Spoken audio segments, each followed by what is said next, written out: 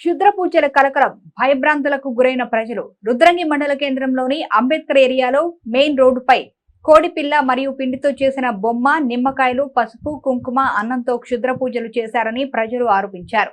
చిటపురం భూమయ్య, చిటపురం నరసయ్య, దేశావేణి రవి మాట్లాడుతూ తమ ఇళ్ల ముందు క్షుద్ర పూజలు చేసిన సామాగ్రిని గుర్తు తెలియని వ్యక్తులు పడేసి వెళ్లారని, కోడిపిల్ల, పిండి బొమ్మ, పసుపు, కుంకుమ, నిమ్మకాయలు, అన్నం పడేసి వెళ్లారని, కుటుంబాలకు ఏదైనా జరిగితే క్షుద్ర పూజలు చేసిన వ్యక్తులే బాధ్యులని అన్నారు.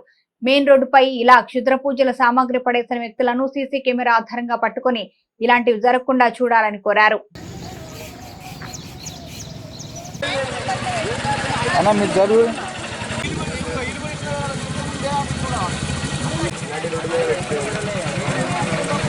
నిమ్మకాయలు, కుడుక, బొట్టు, పానంతో కోడి కాలు కట్టి పెట్టిపోయింది.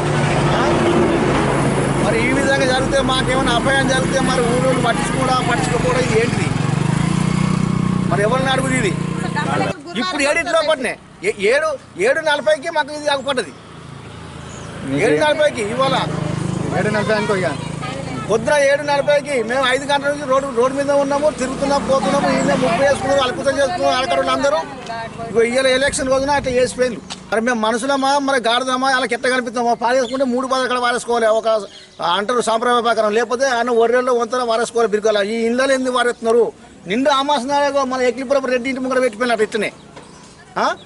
మరి వాళ్ళందరూ భయపడుతున్నారు. ఇక్కడ ఆడకట్టుకు మరి ఎవరు పట్టించుకుంటలేరు. మరి సీసీ కెమెరా మరి అంబేద్కర్ బొమ్మ కాడికి వెళ్ళి చెక్ చేయాలి. ఊళ్ళో ఉన్న పెద్దలను కోరుకుంటున్నాం మేము. తెలంగాణ కదా, మేము చూస్తే మేము బండి పోయినా మేము బండి పడదు. మేము చూడలేం కాబట్టి మేము మీకు చెప్తున్నాం.